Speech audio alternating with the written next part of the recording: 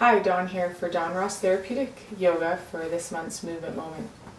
So with the weather getting nicer, I've got lots of clients and participants that are asking me about ways that they can not have back pain or shoulder, mid-back shoulder pain in their activities of hiking and cycling and gardening. And I'm going to show you a way this month that you can start to cultivate more movement of the leg bone in the pelvis. So my husband Ryan has begrudgingly agreed to demonstrate this for you.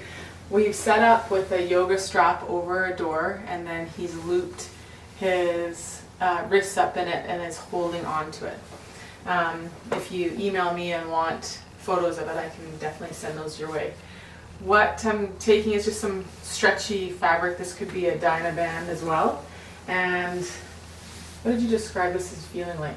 It's kind of in the place of where jockstrap elastic goes? Yeah. Yeah. So it's up nice and high on the leg bone and in the hip crease and where the leg comes into the pelvis.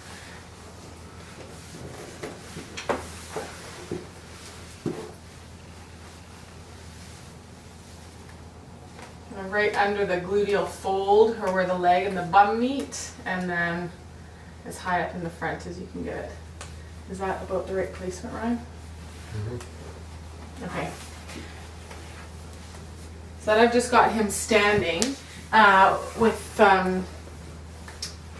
in a Tadasana position, and then what I'm going to have you do, Ryan, is do the way you were doing yesterday when we were playing with this, when you sit down and you were loading through your spine and weren't moving so much the leg bone in the pelvis.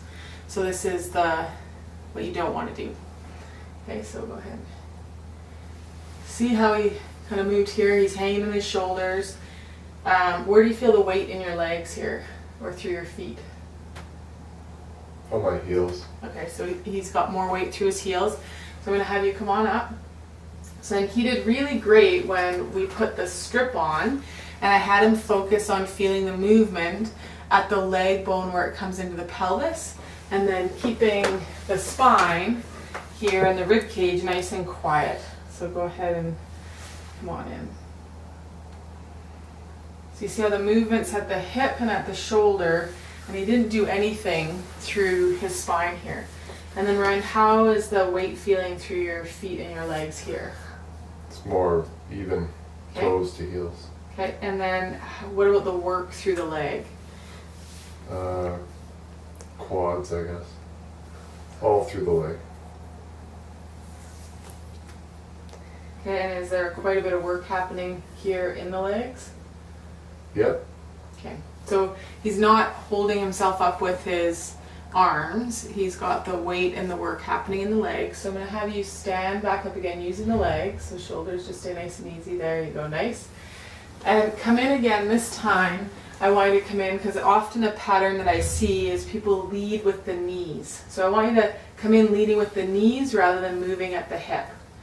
And watch what happens. So you see how there was kind of the knee went, and then he then sort of corrected it and found a bit more at the hip. But there was some stuff that happened through the spine. And then where do you feel the weight or the work happening in the legs here once you let in with the knees? I'm more in my arms, Yeah. not in my legs. Yeah. So come on back up and do it once more again for everybody, showing the correct way with finding the movement of the leg bone in the hip socket, using the fabric strip to cue you with the spine and rib cage nice and easy. So watch the rhythm and synchrony. Hip and knee are moving together.